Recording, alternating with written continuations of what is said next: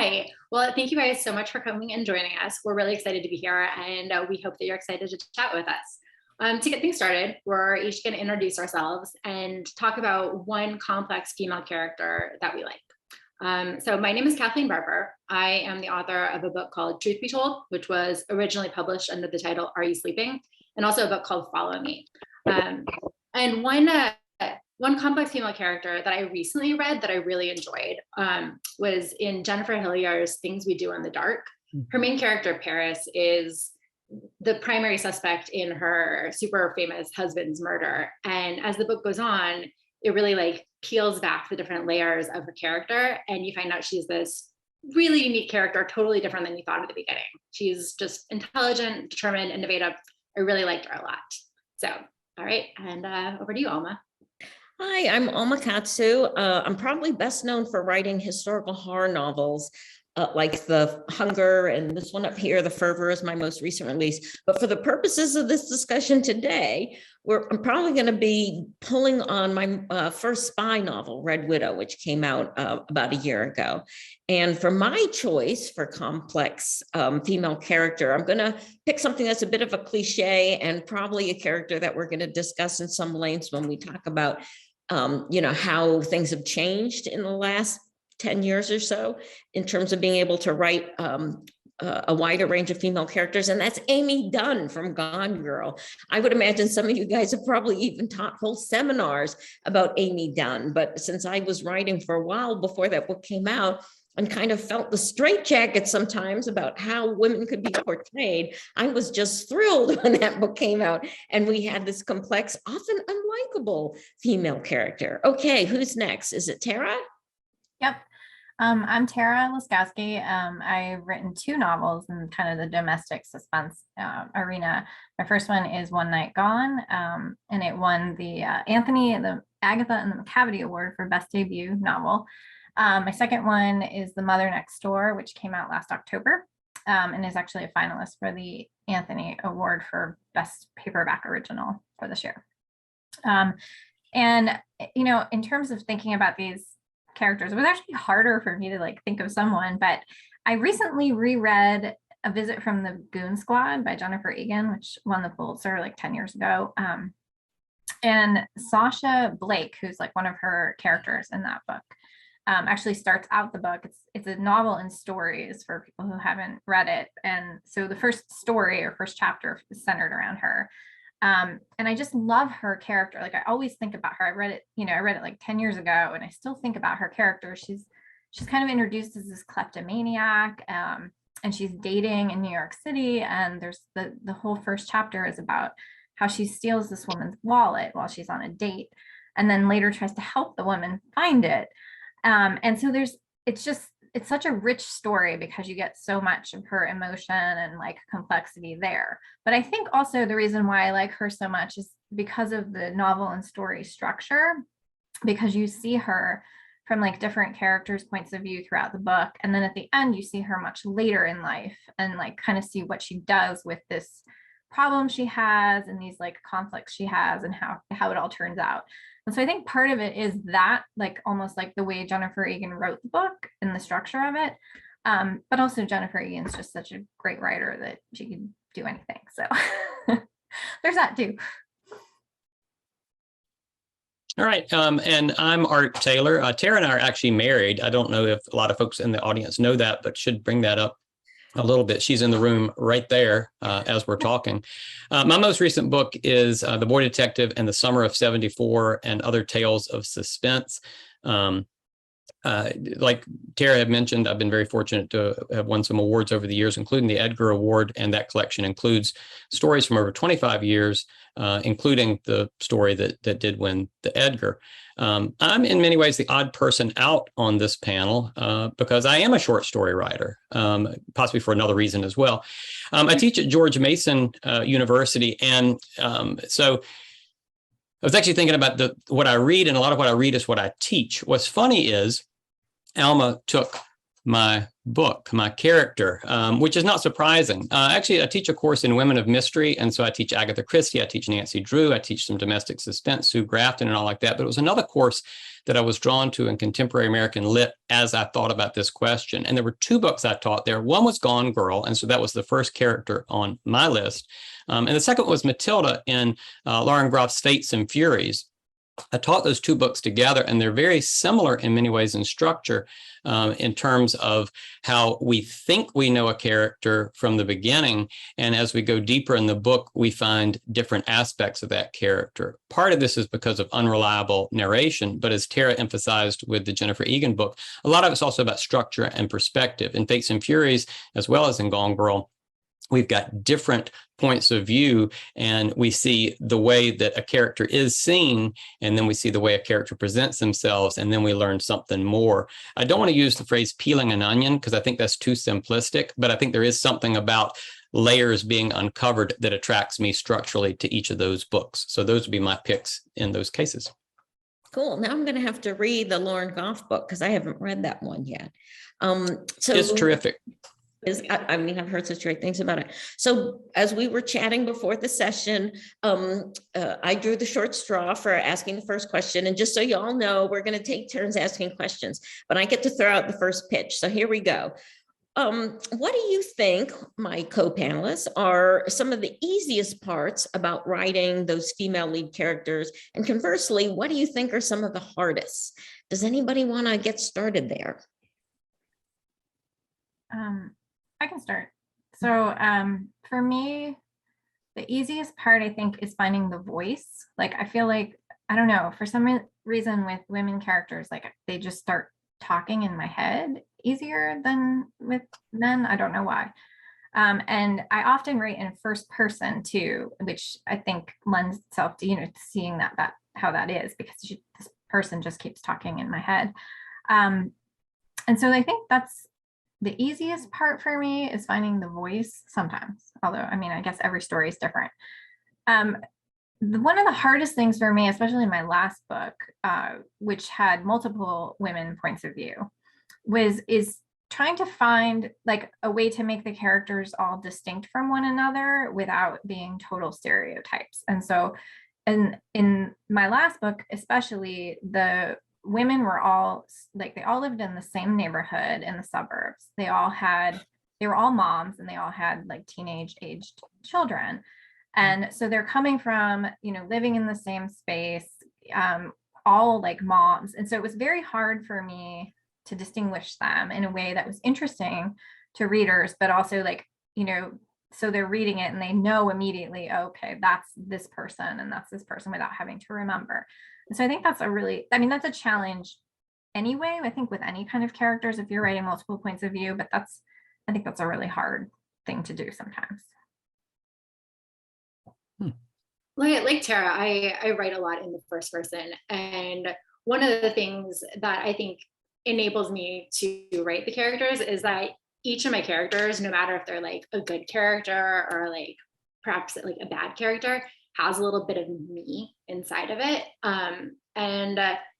So even if some of my characters I would not necessarily want to be aligned with, if you've read my second book, Follow Me, there's the character Kat, who is potentially not somebody that you would really want to emulate. But there are definitely like bits of myself that I've like dropped along there. And I think that's because I am kind of like my own target audience when I'm writing. Like, I know the kind of characters that I want to read in other stories. And so I write those kind of characters, or at least, I attempt to write those kind of characters, which makes them all a little bit of reflection of me. But then like the flip side of that is also the part that's hardest for me, is kind of like making sure that I'm not being so like myopic in that I then become the only person who's able to relate to my characters. I want them to be relatable to other readers as well. Yeah. It's interesting talking about voice. My first book, my novel, On the Road with Adele and Louise, is told from the perspective of Louise. It's a first person perspective. And, I didn't think to be honest, very strategically about falling into that voice. It did kind of come naturally. I've had people ask where the voice came from, and I was like, I don't know, somewhere else.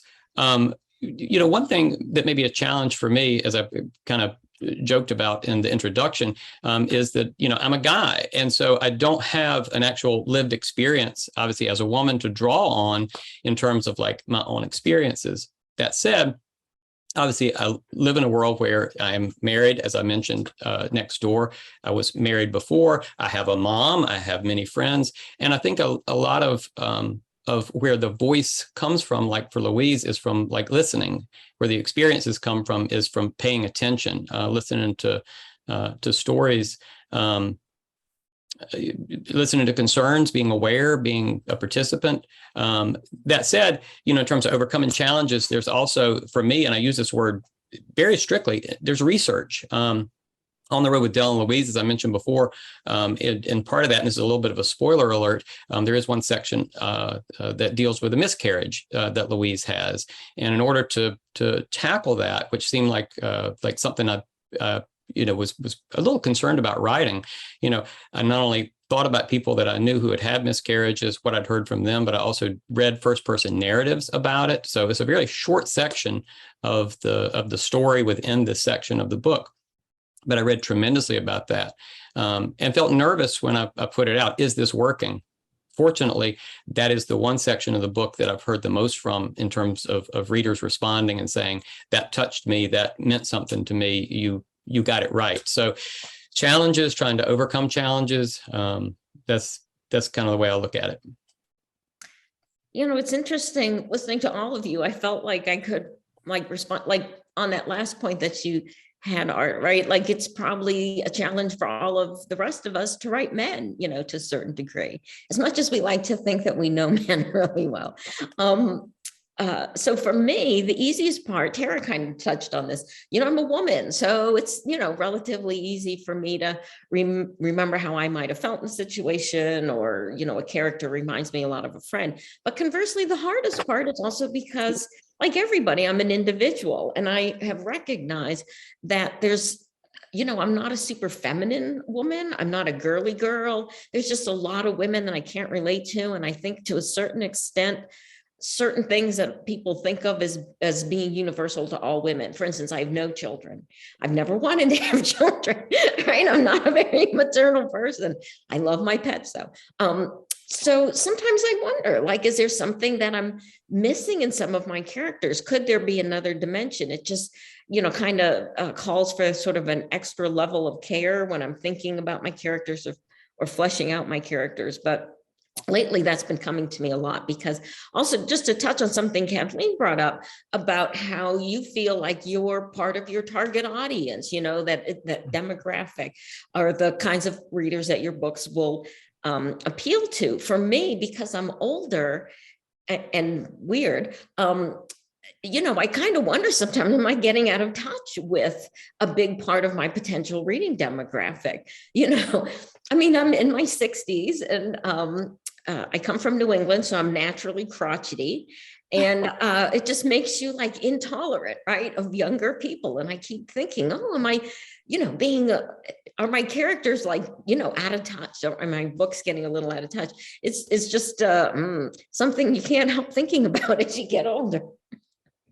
That's interesting. When you were talking about the thing about kids too, I actually remember thinking, I shied away from writing characters who had kids before I had kids, because I just felt like I didn't have any clue how to write. I still don't really know how to write characters with kids, but I just really had no idea, especially how to write any kind of child, if I was trying to write a 6-year-old who they might talk like they were 2, I had, no idea. So I have a little bit more of a frame of reference now that our son's 10, but still, I think it's really hard, and kids vary so much, so I know it's a little off topic, but yeah, it's interesting to think about life experience. Do you, tend to gravitate towards certain kinds of characters because you are who you are? And I guess that's what makes writers distinct, right? Because we write about the kinds of people that we're interested in. I don't know. You'll get to have that range. I feel, I don't mean to sound like I'm talking down, after 7 books and 2 more, waiting to go. the chain, I'm starting to get the opportunity to write characters that are different than I'd ever thought. So for instance, my last book, The Fervor, which is historical horror, one of the main characters, because I also tend to write multiple POVs, and there's usually a mix of men and women in them. And this one, the leading character is a female, and she's Japanese, of Japanese descent, which I am, half Japanese. And it was really eye-opening, not to get off topic, we're supposed to be talking about women, but all writers know that right now representation is a really big issue in writing. You know, who are you? If you're not the ethnicity, you know, of the group of the character that you're writing, you really have to ask yourself, you know, do I have a reason to be writing this character, right? And so it's something that a lot of writers are grappling with. And it was kind of weird to me. This is the first time I wrote an Asian character as a main character, and it was eye-opening, just really eye-opening, going through the process, and also just even my reaction to writing a character like that. Sorry, I don't mean to get off topic there, but maybe we can switch back to Art and he can tell us what it's like. No, just kidding. Does anyone else want to jump in with a question? This was Tara's question, but if Tara doesn't mind my taking it, I think it follows up on something you said. Is that all right, Tara? Yeah, it's fine. One of Tara's, we had brainstormed some questions and then sort of divided them out who was going to ask. But Alma, you were talking about sort of kind of the fear of writing characters. You know, do I know enough? How do I make this character real and complex? Tara's question that she had was, how do you develop your characters and make them more complex? What's the process like? So I'm curious, since you've raised that as a challenge, how does everybody go about trying to make a character real, make a character come alive, make a character complex? Kathleen, you're nodding already. So well, that's because I really respect all three of you guys as writers. And so I'm really interested to learn what you have to say. Not because I think that I have a great answer. I mean, the way that I make my characters is, I mean, like, one of the things you have to understand about me is that I was a soap opera addict for a while. I watched The Bold and the Beautiful for like 20 years. And so whenever I start writing something, my instinct is to like have everybody have like, I don't know, scandalous love affair upon scandalous love affair upon deep dark secret upon, you know, secret twin and all of these things. And so when I like write my first drafts, I write the messy first draft. I know a lot of writers do. I don't know if you guys specifically do, but I write like a really, really messy first draft. And I just really let myself like go completely gonzo with my characters. They're just like off the wall. And it's only after I've done all that that I sit back and I'm like, okay, what are the things about this that were just being, you know, wacky and outrageous for wacky and outrageous' sake? And which of the things are actually going to follow the plot? And so then I take those things and I really just kind of like hone down on them. And this is definitely not like the most efficient way to write, but I just then write it and write it and write it and write it over and over and over until I've kind of honed the character into something cohesive that I hope at least has like the complexity and intrigue that I want them to have while still feeling like a real character. So it is not like the straightest line from point A to point B that you will ever see. It is much more of a whoosh, whoosh, whoosh, whoosh. But that's how I do it. And I would love to know how the rest of you do it, because I imagine it's perhaps a bit more professional than that. Tara's shaking her head, no. No, I tend to write novel drafts and then throw them all away and do something completely different. It's great. 2 months before deadline. So for me though, I was thinking about this with the, so Art actually just sent me a character inventory sheet a couple days ago. And I've been finding that pretty helpful, like just, you know, the whole like going back to basics and writing down the character's age and where they were born and what their dream was last night and what they had for dinner and what their hobbies are and that kind of stuff.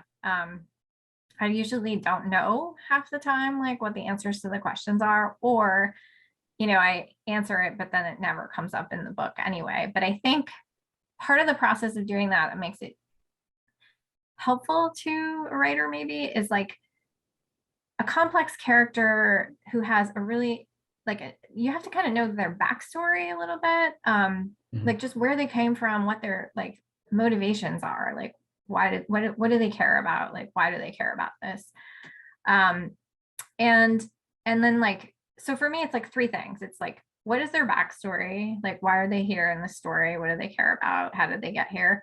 It's like what their motivation is. Do they want power, money?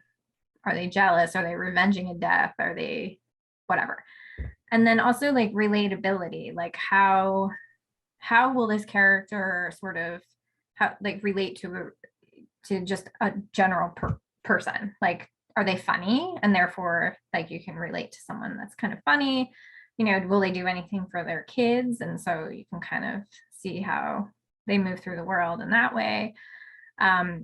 And I don't always know the answers to any of these questions when I first start writing, because sometimes I just write and see sort of how it happens or what it's like how they're reacting to things. And sometimes they surprise me. And sometimes I feel like I'm like almost forcing them into a reaction. And then I have to go back and be like, am I forcing this and this isn't working? Or am I forcing this because it's telling me to do something different with this character? So none of that is an efficient way to write either. The end. I think we all, are interested in others' process, of course, and hoping for a more efficient way. But I think what I'm hearing is probably, at least for the three of us, it ends up being the same place, even though we take different approaches. So while I don't do like a character study, and I've certainly heard about it, and I don't like zigzag all over the place, I do find that it takes like 2 or 3 drafts before I feel like I really know those characters enough. Now, I write character-driven books, and the way I was trained is really what that means is the outcome of a book, what a character does, is just intrinsic to that character. It's who that person is, drives how they're going to act, et cetera, et cetera. So the two end up getting a little tied together, like where the story goes and that sort of thing. Or it ends up informing the story, and I may change something because now as I've come to know that character better, I know that they never would have done this. They wouldn't have betrayed that person. They would have found another way or something like that. So it's very interesting when I just how different. And yet I think in a certain way, we probably most writers end up doing sort of the same thing, just refining as we do more and more drafts. I'm a plotter though. I do very detailed plots and, like at least 3 drafts, usually before it ends up going out to agents or editors to take a look at. And then invariably, they always change the ending and I have to rewrite like the last third every single time. I often joke that maybe I actually don't know how to write a book, and someday I'm not going to have to do that. But anyway, what about you, Art? What's your process for developing characters? As Tara mentioned, the character inventory is something I use in the classes I teach at George Mason University.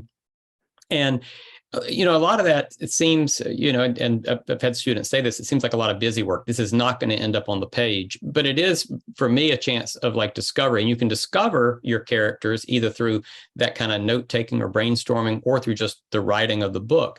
And I think what's the thing to key in on is to borrow some of the questions from the inventory is like, what would they not want you to know? What is a secret dream for 20 years from now? Or what makes them angry? Where there's something that is fairly personal, and then define disjunctions or contradictions of some kind. I think that some of that helps to contribute toward complexity. A character who is very angry, for example, and yet we find that comes from a place of great vulnerability, which is not uncommon, I guess. But if we find out what it is that motivates, and it seems like here is what looks like a strength, but is actually a weakness, or what looks like a weakness, but is actually a strength. I think some of that is important to explore and to bring to the forefront. That's part of it, I guess. And this comes back, I keep going back to my classes, but also to find the ways in which in which we're digging beneath the surface. I had a student recently, and this was in a creative nonfiction class, who wrote about the trope of the strong Black woman. And she says, I have been called by my friends a strong Black woman, and yet I feel this way, and yet I wonder what that means. And so we try to dig a little deeper into what a trope or a stereotype might mean. I think we'll find depth that way. Yeah. And to just to give you an example from what she said, she's like, this is not giving too much away, but she talked about the fact that the relationship she was in was very challenging. Is it strong to stay with the relationship? Is it strong to leave the relationship? And those are two very different kinds of strengths. What does this character do? What does this person do? And it's not just a character, it is a person. Yeah, that's really interesting. One of the things that I thought about when you were just talking and when Tara mentioned it earlier, that I do when I'm like working that I hadn't mentioned, is that I always ask myself why. So, I like look at these things and I'm like, okay, so like so-and-so is like behaving in a certain way, like why? And then it's like, oh, well, they're behaving that way because of this like incident that happened in the past. And we're just like, well, like, why? And then just kind of like go down the chain of like figuring out why. And that kind of like really helps you, I think, kind of build like the core, like the heart of your character. Yeah. And I think I will add, when you go for that why, if you're brainstorming things, for those folks who are writers, brainstorming things, always go for the weirdest why, or the most unique why, or the one that is surprising. That's going to be more interesting than like the straight linear, this makes sense, I think. Oh, absolutely. Also, when I'm writing a scene, I often ask, what's the worst thing that can happen? If you're having, especially in the sagging middle of a book or something's flagging, and it goes back to knowing your character, for your character and what their goals are and what their objective is, whether it's in that scene or for the whole book. I think sometimes you can get a much more dynamic scene than you can envision if you just ask, what's the worst thing that could happen? And then write it. You may not use it, but it might like teach you a lot about your character and what they are possibly capable of. And it's just darn fun. Yeah, I always have a hard time making bad things happen. So when I write a first draft, it's usually like I have to go back, like you said, and be like, okay, this is what really could happen here that's worse than this. And I really have to force myself to do that because I don't want anything bad to happen to them. I love them. Yeah, they're evil. I feel the same way. I get like super attached to my characters and I'm like, oh, and even though it's like I know that I'm writing suspense and like the entire point is to have bad things happen to them, I'm just like, oh, it hurts. I am not attached to my characters at all. I don't mind putting them through the mill. So it was interesting writing a Red Widow spy novel because I had over 30 years in the intelligence community. Not until then I had been writing mostly like genre books, whether you'd consider them fantasy or science fiction, horror, that sort of thing. And boy, it was so easy writing Red Widow because I had just retired, I could pull on all this, but there was also a bit of a trap, which, as we were forming our questions, you might have sensed that was kind of getting to a little bit. And that I really felt compelled that I owed it to my fellow female professionals in intelligence. A lot of us don't feel like we're very well served by pop culture, that female intelligence officers are either, the sexy spy honey trap or the handmaiden, and that we're not really seen in the professional capacity in which we act every day. So it's really important for me for that main character to be very upright like that, to really not show a lot of ethical dithering or any of that crap that might hint towards weakness in a character. But then it ended up making her a little bit of a hard character to write because she was so upright. And, what happens a lot with the lead character, whether it's male or female, right? If they're too boring and, and they don't have a little bit of the black to go with the white, they can be really overpowered by the villain or by other characters. Have you guys fallen into any of that? How do you, and it kind of gets to a core question, like, will readers forgive a female character who maybe is a little bad, right? If we try to make them a complex character like Amy Dunn, of course, you could argue, I suppose, that she was the villain, right? But if you have a female character, do they have to be Mother Teresa? Where are the lines these days? Well, and also, does it depend on what genre you're writing in? Like, are there different expectations for cozy mystery writers versus psychological thrillers? Obviously, yes, right? So what people expect for those characters is very different, I think. Is there a rule book somewhere? You didn't get your copy? Oh, think about this. You mentioned the word rules, and I've been thinking about that. What rules are there? That was one of the questions we batted around, and it seems to me like that probably readers have rules. And bear with me for a second, readers have these rules: what they're not going to read, what they're not going to respond to. Somebody, if it reaches a point where, and this would drift into likability as well, where they don't like a character, they're going to put it down. And then I think that writers, aware of that, there are some readers out there that have these rules for what they're going to read or not, all of a sudden are like, well, I have to serve that particular reader. Now, Kathleen, you said I write for myself, so that changes. Whoever we picture as our ideal reader changes this. But I think you can get straitjacketed if you think you got to make a character a role model, for example, or you have to make a character that's not likable. Where I think that some of the most interesting characters, are ones who do bad things. And granted, it may be different because of the genre we're in, but just as a rule, moms should not kill their kids. That's not a character that I want to read about. Then we got Medea, and then we got Toni Morrison's Beloved. And all of a sudden, that's not genre fiction, but at the same time, those are fascinating characters. And obviously they have stood the test of time, been raised up as masterpieces. So what are you going to do with that character who does something bad? How are you still going to connect to a reader? Sorry about using my hands this way. How are you going to connect to a reader despite some of the things that aren't very likable about your character that might be distasteful in some way? So I think that's complicated itself. Yeah, I'm just throwing this out as a question, not necessarily agreeing with myself, but does it come back to the idea that I was talking about before with motivation? Like, if you can show why the character is acting this way, like, as opposed to just, killing their child for no reason. Does it come back to the core question of why? Why is Sasha a kleptomaniac? Like, what is it about her life or like the way she feels about herself that makes her compelled to steal things from people that she doesn't need or want? I don't know.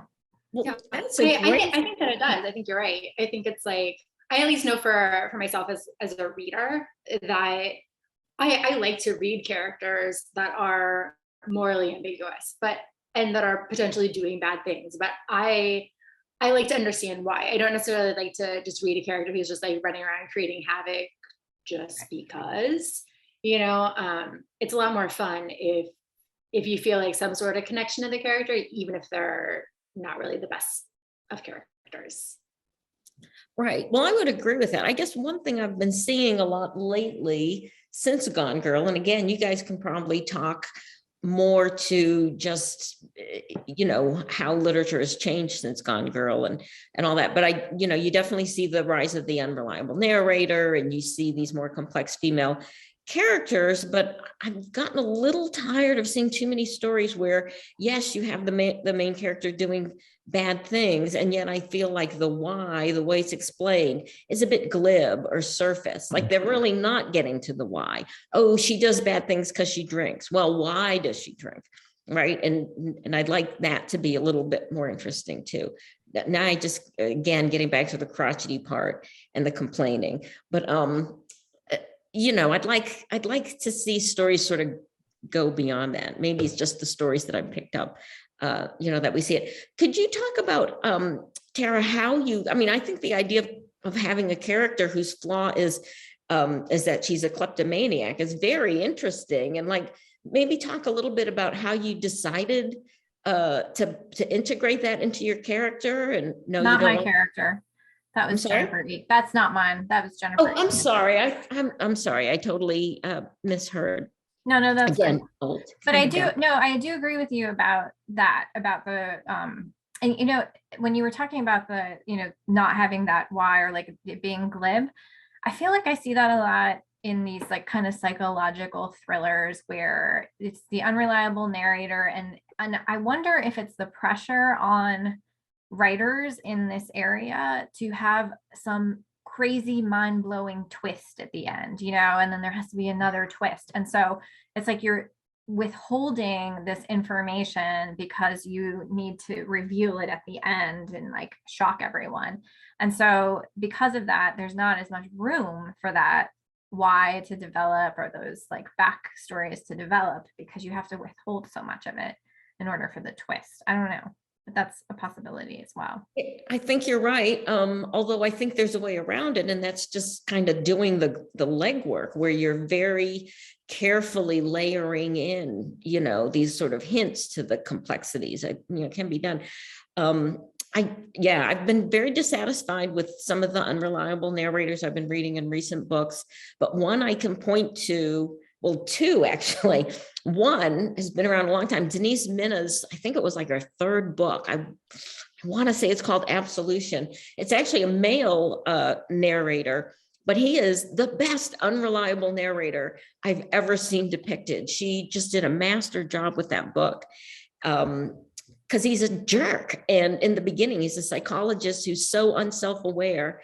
It's amazing. And by the end of the book, she is taking him through this process of discovery where he realizes that his jerkiness is the reason why his wife, well, I shouldn't, spoiler alert, does something very bad. But lately, I don't know if you guys have read Catriona Ward. She's considered more of a horror writer, but she writes psychological suspense, and she does unreliable narrators just amazingly well, I think. So there's a good exemplar out there for you. Yeah. You know, we talk about like what is revealed, what's withheld, and this sort of thing. You know, another little tip that I use in my classes as well is to have a character. This seems so simple, and I'm sorry if it is, but to have a character say something and think something else. You know, that there's a disjunction between those two things, or they're again presenting themselves one way in one circumstance, another way in another circumstance. But even at the level of a line, I think about unreliable narrators. Margaret Millar's Beast in View, which won the Edgar back in the 50s. It's a little dated now, but from the very beginning, we've got those kind of shifts between what's said and what the interiority is. And as a reader, we're trying to begin to put those things together and figure out why there's that disjunction and how to reconcile it in some way. And to work past what is the unreliability of this narrator.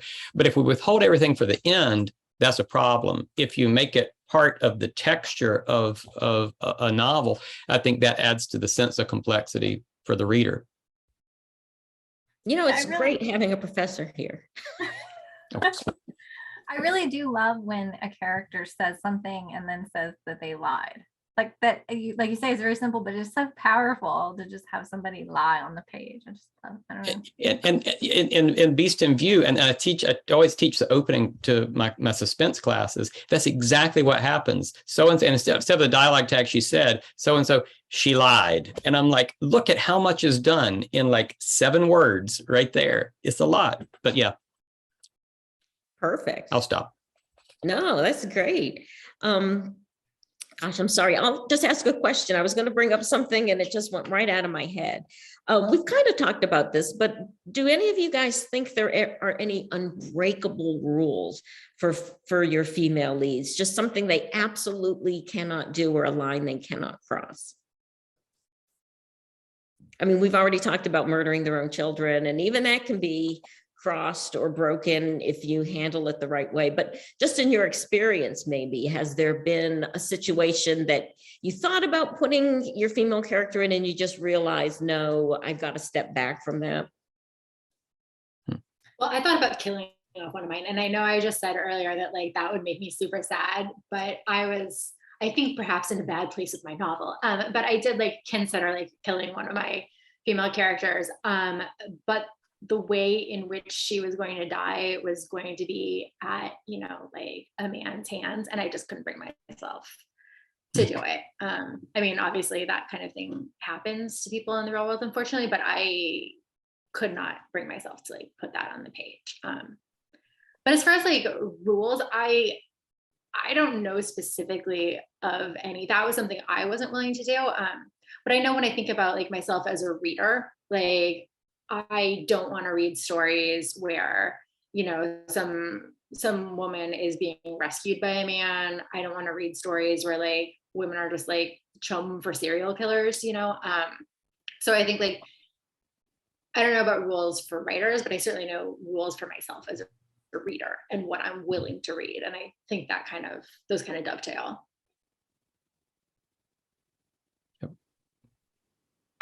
Yeah, I mean, I agree with that. And I also think that I really think you can probably do anything as long as you do it well. You know, so anything I was thinking of, I was like, well, I'm sure there's someone who's done that well. So I'm not sure that there's like a no, you can't ever do this. Because when somebody says that, there's somebody out there who's like, oh, yes, I can. You watch.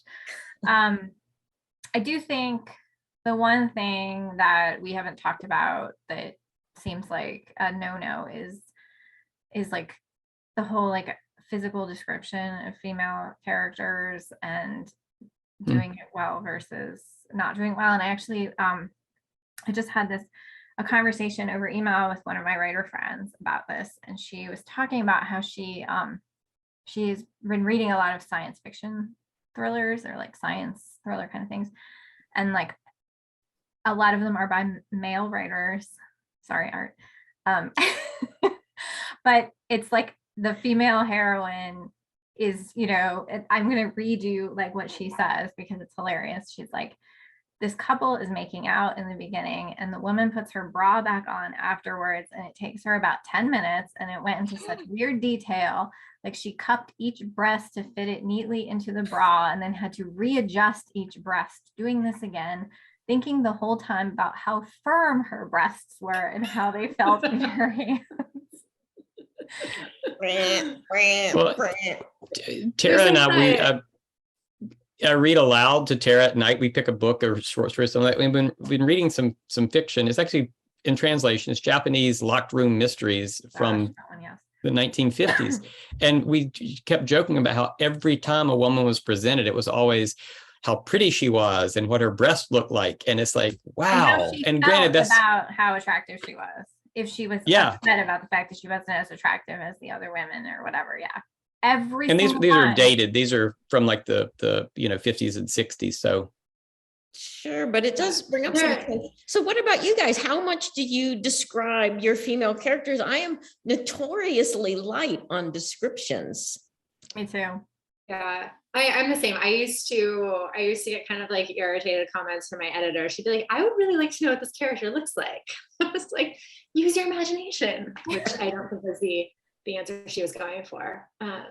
So yeah, no, particularly because I write a lot in first person, I think that can be hard to describe your protagonist because you don't ever want to do the like, and then so-and-so looked in the mirror and they saw their beautiful hair and, that kind of thing, which I think makes it difficult. I think it is, if you're doing first person, I think it makes it easier for your character to notice other characters. And I think you can kind of communicate a lot about your protagonist by how they describe other people.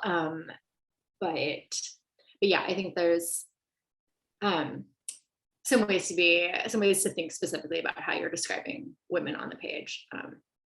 And this actually reminded me, have you guys seen that Twitter account that's like men writing women or something? It has a lot of examples, like the ones that you guys just gave. It's funny and sad all at the same time.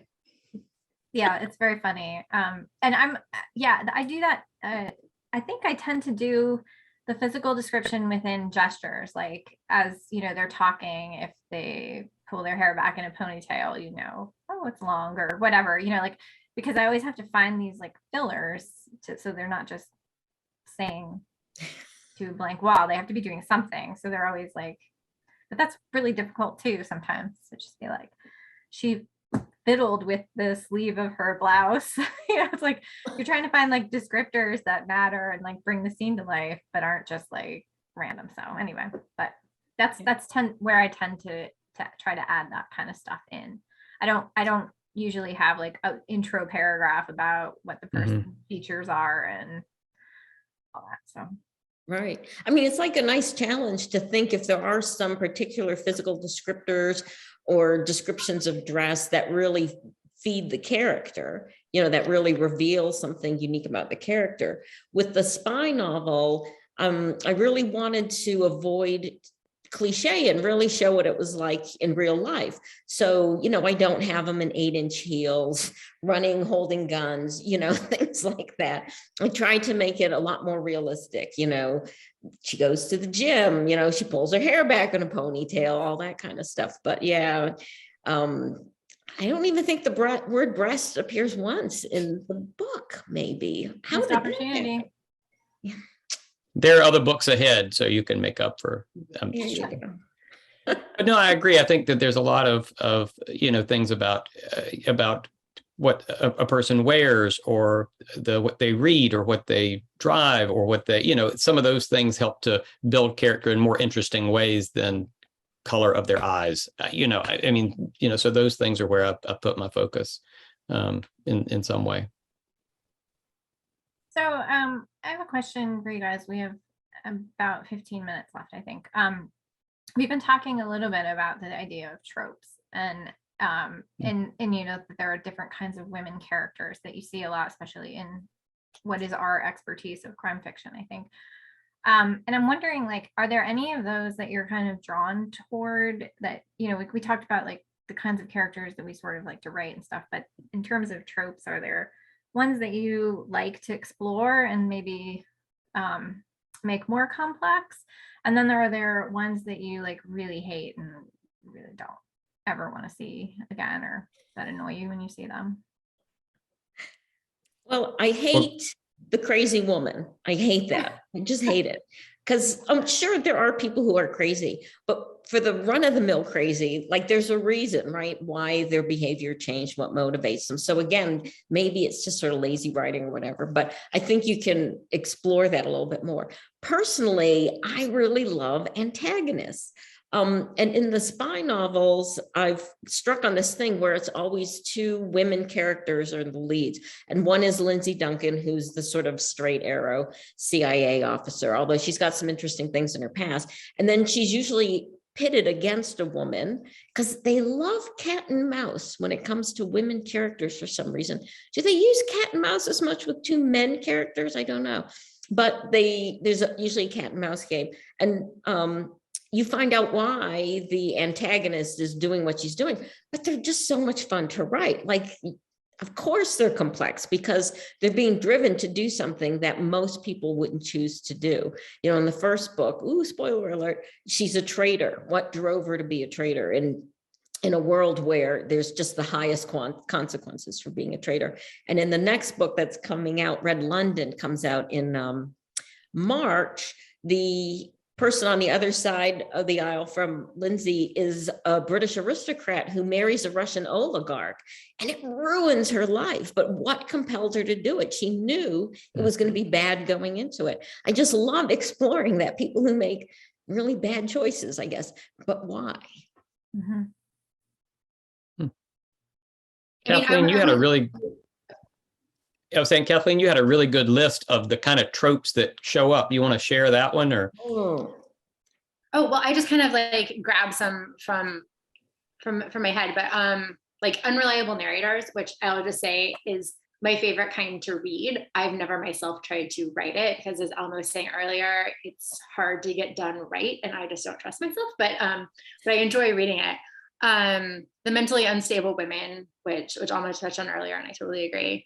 Like a jealous wife, jealous girlfriend, like obsessive ex-girlfriend, obsessive other person, like a frenemy, like a hardened survivor. I think those are some of the ones that were like popping into my head. I don't know if anybody had any that they wanted to add. But the one that I've been reading a lot lately that I enjoy, although it's like an asterisk, is the assassin, like the really strong badass woman who can like kick everyone's ass. Like I actually really love those books. But my caveat is I don't love when the character like never gets hurt.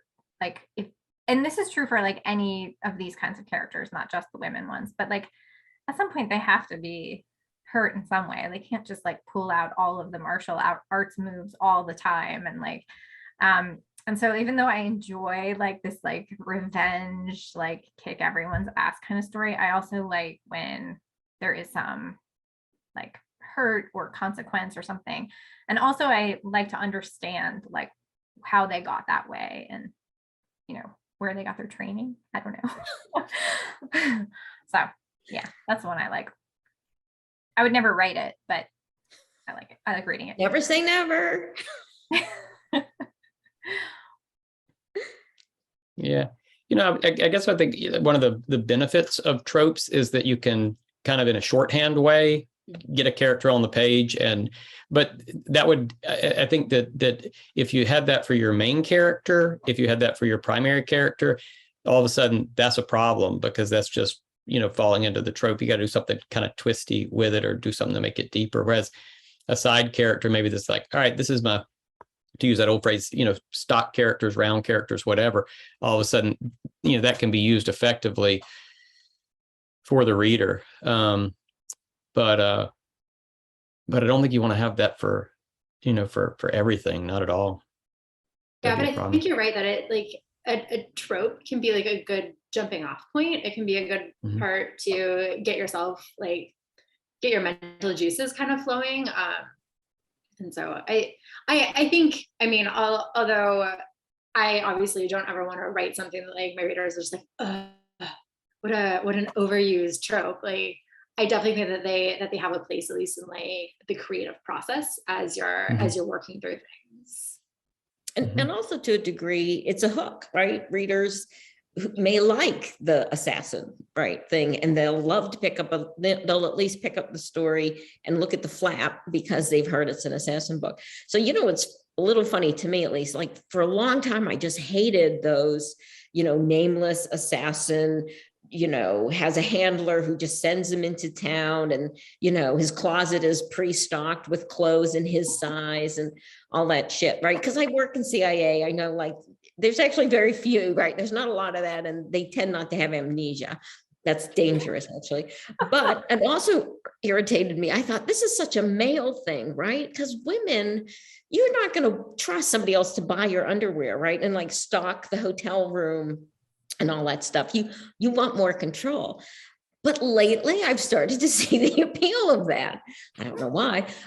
So that's kind of a way where you can, like you said, Kathleen, like take a trope, but change it and art change it so that it's interesting, right? Take that stock male lone assassin trope and make it a woman and really make it interesting. Like what drove her to do that anyway? Yeah. You know, I don't know if this is a trope, but I teach a lot of domestic suspense from the like mid-century, and that's a lot of what I like to read as well.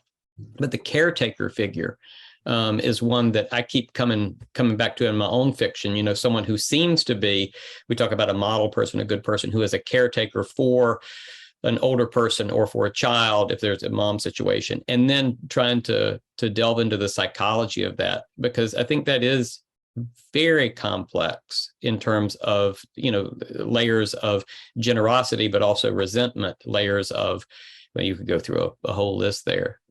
So if that is a trope, it's one that I like to kind of twist, you know, and that I found myself coming back to. One of my stories, Parallel Play, which is one that Tara says she'll not ever read again, you know, is about somebody who is a mom taking care of a child. And it's just, you know, at one point she's reading these like blogs and things about, you know, would you die for your child? And she's like, yes, I would. And this is part of what motivates this whenever she actually ends up in a situation where her child is threatened. But by end of the story, we realize something that is motivating her in a different way. And so I hope that twist works at the end, a character twist, not a plot twist, and not an unreliable narrator, I should stress. So that sounds fascinating. Where can we find this? And that's it's in the collection I mentioned, Boy Detective and the Summer of '74. It's one of those stories. Tara was one of the first people that read it. She's like, Art, I love this story. Please don't ever make me look at it again. So. Super creepy and scary, especially as like a new mom reading it. Awesome. That's the horror writer in me. Awesome. Hey, so it looks like we have just a few minutes left. Do we want to sort of wrap up and like say what's next for you and where to find you, that sort of thing? Sure. Where can we find you? Yes. I'm upper right corner of my screen. I don't know about you. Left on mine, but yeah. Yeah. Okay, I'll go first. So my next book is the next spy novel. It's Red London. It'll be coming out in March of 2023. I also am having a couple short stories coming out with Amazon Original Stories.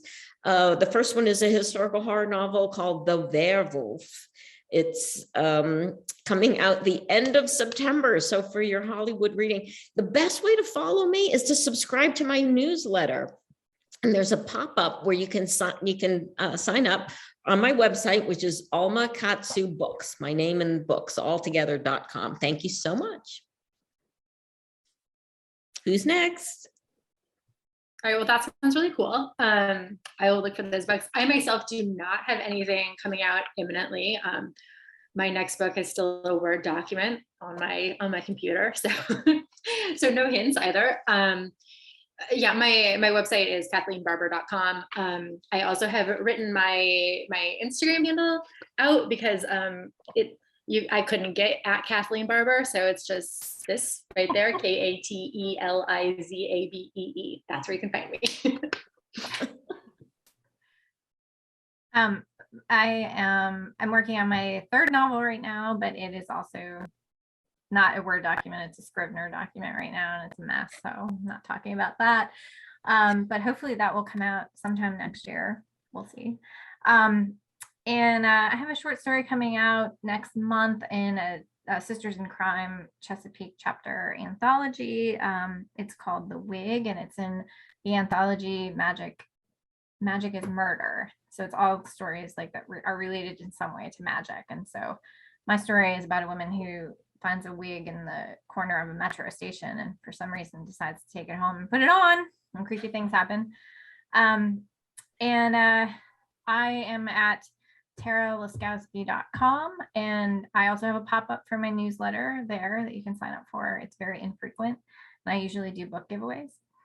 And I'm also on Instagram and Twitter at Tara L. Brights. All right. As I mentioned, I'm primarily a short story writer. I do have a story coming out in the next issue of Ella Ray Queen's Mystery Magazine. It's called We Are All Strangers Here. And hopefully it is a story where, as you read further, every page or so, you're learning something new, and hopefully a complex woman character in the middle of that, at the forefront of that.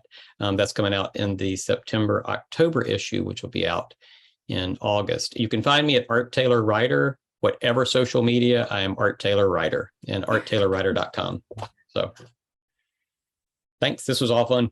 Yeah, thanks, guys. Yeah, thank you very much. Thanks for joining us.